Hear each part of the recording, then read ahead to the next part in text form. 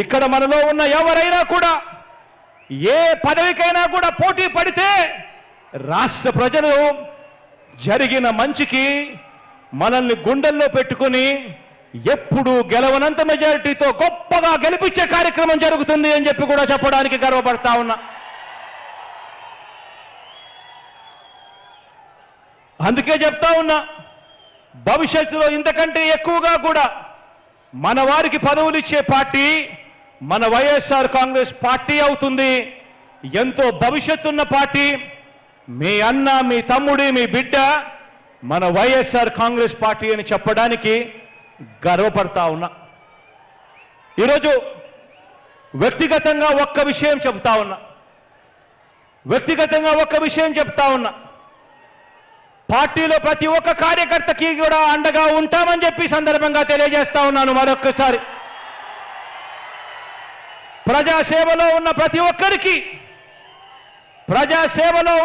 ఒక్కరికి మీ అన్న, మీ తమ్ముడు సలహా ఇచ్చేది ఒకటే, గొప్పగా సేవ చేయండి, గొప్పగా మంచి చేయండి, లంచాలు లేని, వివక్ష లేని ఒక మంచి పరిపాలనలో మీ వంతు కృషి మీరు చేయండి.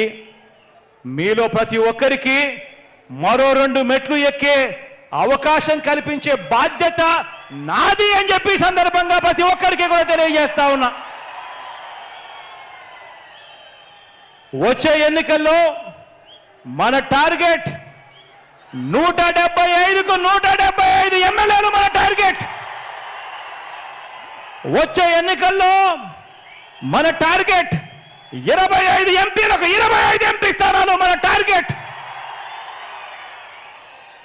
పరిపాలనలో మనం ఎక్కడా కూడా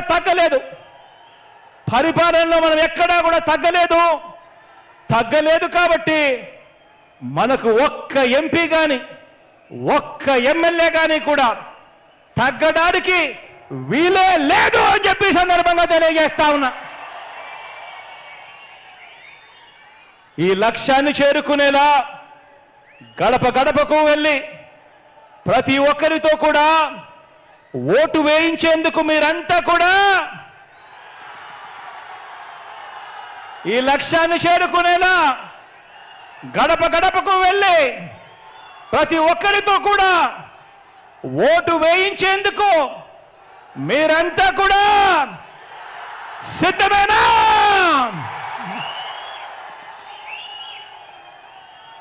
సంక్షేమ పథకాల రద్దుకు జరిగే కుట్రల మీద యుద్ధానికి మీరంతా కూడా సిద్ధమేనా?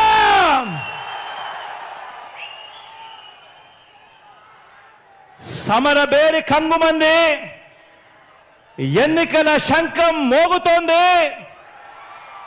బాబు కుట్రలు, కుతంత్రాలను చిత్తు చేసేందుకు మనకున్న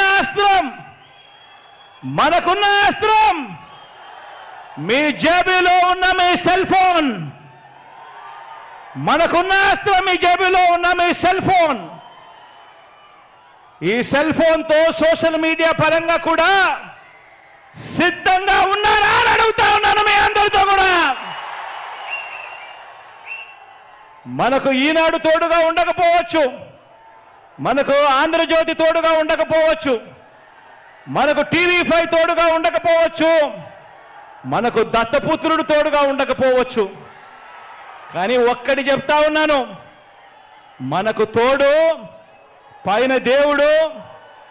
మంచి జరిగిన ప్రతి ఇంట్లో ఉన్న ప్రతి అక్క చెల్లెమ్మ మనకు తోడు, ప్రతి అన్నదమ్ముడు మనకు తోడు, ప్రతి అవ్వాతాత మనకు తోడు అని చెప్పి సందర్భంగా ప్రతి కార్యకర్తకు కూడా పిలుపునిస్తా ఉన్నాను, ప్రతి అభిమానికి కూడా పిలుపునిస్తా ఉన్నాను. రాబోయే 60 రోజుల్లో, ఈ రోజు నుంచి కేవలం మరో 60 రోజుల్లో ఎన్నికలు జరగనున్నాయి. ఈ ఎన్నికల ప్రజాక్షేత్రంలో పోరాడటానికి ప్రతి ఒక్కరూ కూడా సిద్ధమని దిక్కులు పిక్కటిల్లేలా చెప్పండి, సిద్ధమా అని అడుగుతా ఉన్నాను.